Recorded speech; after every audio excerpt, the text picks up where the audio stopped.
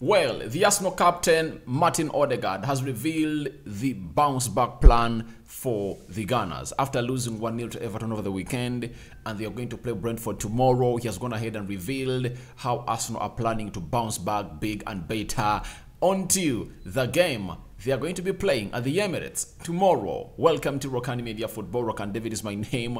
Arsenal have revived their interest to sign Locatelli. Remember, after the Euros, Arsenal were all over Locatelli, and Locatelli snapped Arsenal and went into Juventus. And lastly, we are going to talk about the Manchester City players who have really gone ahead to send a warning to Arsenal that the title race isn't over. It's still on, and you should keep your tabs on to us, because if your side mirrors are not on, we might come and go past you with the speed that you least expect to happen.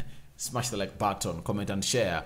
And if at all you're watching us for the very first time, or you've been always watching us and you've not yet subscribed to this channel, lower right bottom corner, that's the place to be. There is the black button that has the word subscribe. Smash it. After smashing it, hit the notification bell. That will enable you get notified every time we upload a video onto this channel. Where should we start? Should we start with the Man City players warning Arsenal, Locatelli, or we do some Odegaard bounce back? Should we do some Odegaard bounce back? All right, now, okay, let's start with Odegaard. Now, Odegaard has been talking to the Players Tribunal on YouTube, and it's really a long interview, and it has lots of segments that I will go on breaking slowly by slowly. This interview broke out yesterday, and he talked lots of things, as how Mikel Arteta convinced him to go on and really join Arsenal, something that was really great. And he even told us that it's very hard to have a dialogue with Mikel Arteta, and you leave it when you are not convinced. He was 100% convinced from the Zoom call they held with Arteta that the best club for him to come on and play for should be Arsenal. And he gave it a try. The rest is history. He's one of the best central attacking midfielders in the Premier League. And if I told you are one of the best in the Premier League, that means you are one of the best in the world. Not so? Why? The Premier League is the best league in the world. Now, Odegaard has gone ahead and really revealed how it was when they lost to Everton, and he talked about Arsenal's response following Everton's defeat. He said no one is satisfied. Everyone just wants to get better. The last few days have been maybe the best training sessions we have had for ages. That says a lot. Now, every manager reacts differently after a loss like that. None of the Arsenal players showed up on the game they lost to Everton. That means there was a little bit of complacency in the entire team. Energy levels had dropped, and maybe the mentality was not at the level you're supposed to be. I think having won against Manchester United, maybe they relaxed and got to know that, all right, after beating United, then everything is going to go on. But I believe a loss to Man City would have been a wake-up call to Arsenal. And instead of that being a wake-up call to Arsenal, it never really came to pass. Guess what? It was a wake-up call to Arsenal. They lost to Everton, because if Arsenal had won against Everton, they would have gone 8 points clear with the game in hand ahead of City. But the good thing is that Arsenal are playing fast than City. That is over the weekend tomorrow. If Arsenal wins tomorrow against Brentford, they will be 8 points clear ahead of City. City is hosting Aston Villa, and you never know what's going to come out from that result. But keeping factors constant, Odegaard is telling us that they've trained like they've never trained before, and no one is satisfied about that loss, meaning that they are all hungry and they want to take their all anger to Emirates on Saturday and really take it to Brentford. I believe Brentford are really going to have a hard time to win at the Emirates, because this Arsenal side is really more hungry to see to it that they really get in that win. And the bench has always improved with the signing of Trossard.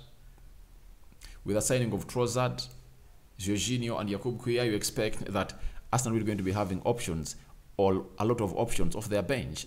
Reece Nelson returning, Emily Smith-Rowe expected to be on the bench, Fabio Vieira in the mix. So it shows you how good Arsenal is this time round. If at all Arsenal managed to beat Brentford last season at Emirates, was it by 3-1 when they're not having a very good bench?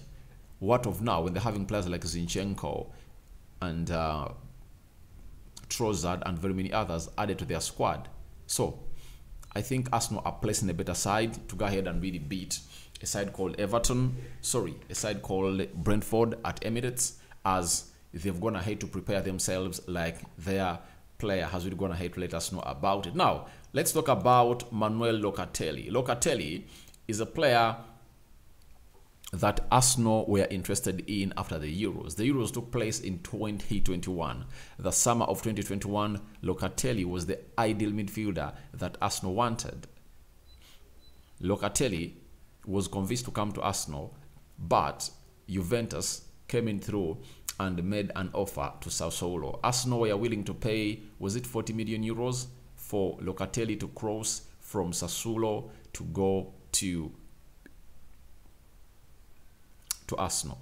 Juventus came in through and they came in with a different offer altogether, and I believe the player was convinced that he should stay in Italy, because when you stay in Italy you're going to be having huge chances to play the national team and so on and so forth. And I think they sold him lies, because by the time Arsenal was not playing in the Champions League and Juventus was playing in the Champions League. Juventus were really looking like they're going to win trophies, and Arsenal was looking nowhere to winning trophies. So that really put Locatelli in a dilemma, and really he chose for Juventus. But right now, the problems at Juventus are really going and taking them badly. Now, there is Calcio Mercato, I think comes in from Italy, confirming to us that Arsenal are reportedly interested in signing Juventus midfielder Manuel Locatelli, who is on loan from Sassuolo ahead of the 2023-2024 season. And why is Arsenal interested in Locatelli? Locatelli plays as a single pivot. He can play as a box-to-box midfielder, meaning that he can play in the Thomas Partey role. He can also play in the Granit Xhaka role. And Arsenal are really having loads of reasons that are really going to attract players to come to their side. I believe now Arsenal knocks on the door of Locatelli. Locatelli replies yes without even Arsenal explaining a lot, because Arsenal is topping the Premier League. The Premier League is one of the best leagues in the world. Not even one of, it's the best league in the world. Then Arsenal are going to play the Champions League. Locatelli lost out on a chance to come to Arsenal and really put his goods on the market, because he's a very good midfielder, very good player of the game of football. And at Juventus, he has been struggling because they're having very many midfielders. Rabiot, they're having Paul Ebide Pogba now, he has been injured. They're having Paredes. So it's hard for him to get enough playing time at Juventus. And over a match they play with the midfield three, it will be hard for him to really get a nod ahead of Paul Pogba, Paredes, and Rabiot. So I believe there are very many reasons that are going to act as a catalyst for Locatelli, Manuel, to leave Juventus, because Juventus, secondly, they don't have the money. Let no one lie to you. Juventus doesn't have the money because they are into a very huge financial crisis. Even Ronaldo Cristiano came out and really said, I'm demanding you my money. So it shows you that Juventus is really shrinking, and they've tried to bypass the financial rules and breached them. The board resigned. Then the FA of Italy went ahead to take 15 points off Juventus. And it's not enough. More penalties are still coming. So Juventus can't pay these players. They can't pay these players, and they cannot manage them. And no player would love to be at a club that is really in tatters like Juventus is. They are close to 10-15 points away from the Champions League positions, and it's going to be hard for them to catch up, because however much they won over I think in the midweek, and they scored 3-0, Vlahovic scoring 2 and creating 1. That does not give them guarantee that they're going to catch up on teams like Napoli, AC Milan, Inter Milan, AS Roma, Atalanta. There are teams that are there already trying to go ahead and really sketch out for the fourth space, for the fourth spot to go in the Champions League. So they'll need to outwork themselves and pull a rabbit out of the hat to really find themselves in the Champions League. And now that will see them lose lots of players. I don't believe that Vlahovic will stay. Rabiot won't stay. He even doesn't want to renew his contract at that club. Then Manuel Locatelli, the player we are talking about into this segment, is also really looking at trying to leave this club because they are being demanded money by Sassuolo because they are paying him in bits. It's not going, it never came in as a wholesome pay. They are paying in bits every season. They try to pay out in bits. So looks like Arsenal can go ahead and tell Sassuolo, we can take the player and get you money, and it will be a very good addition to that side because it looks like Arsenal is looking in for a player who is really going to come out and play in the Granit Xhaka position. But that depends on their decision on Yuri Tielemans. If they can land Yuri Tielemans on the free, then they won't go in for Manuel Locatelli. But for any wise club, we have to put in options. If you're having Tielemans, Zubimendi, Locatelli, now you know what to go ahead and really go for. Even Caicedo is on the list. So Arsenal is looking for two midfielders, but the one who is really most probably a priority that has been really sounded out by Arsenal, it's Declan Rice, meaning that apart from Declan Rice, they'll need another box-to-box midfielder to come in and play that job or that role at Arsenal. That is Manuel Locatelli for you, and how Arsenal are really interested in signing the player to their team. Remember, they wanted to sign him way back after the Euros because he was one of the best midfielders in the Italian team. He played alongside Verratti and he looked super good. So let's leave it at that. Let's go to the trophy battle. There is a Man City player who's really gone ahead and really warned Arsenal about the battle to win the trophy, and he goes by names of Kyle Walker, and he had the following to say about the battle to win the trophy. He says, Kyle Walker on the Premier League title. There is a lot of football to be played, and you know what we are like. Where we leave it until the very end. We will leave it until the very end. We will always fight. We will always keep going, and that's what we all do. That's what we've got to do. Go on one of those runs. So he was directing this message to Arsenal for the reason that there is no team that is topping the Premier League other than Arsenal. Arsenal is the team that is 5 points ahead of City. If they win their game against Brentford, they'll be 8 points against City. So it shows you that this message was being delivered to Arsenal, that there is a lot of football to be played, meaning that he's telling Arsenal fans that don't jubilate. The players that there is still 17 games to go. 17 games to go for us to play. 17 games to go for Arsenal. Has played how many? Arsenal has played 20, meaning that Arsenal has 18 games to go. So he's telling Arsenal, you are having 18 games to go. You get? Are you going to win all of them? That's the message he was sending to Arsenal when he said there is a lot of football to be played. And you know that we are like where we leave it until the end. So for that, he's talking about the experience that they've had for winning on the last day. They've been really having a very huge race, all tight race between them and Liverpool for the previous 3 or 4 seasons.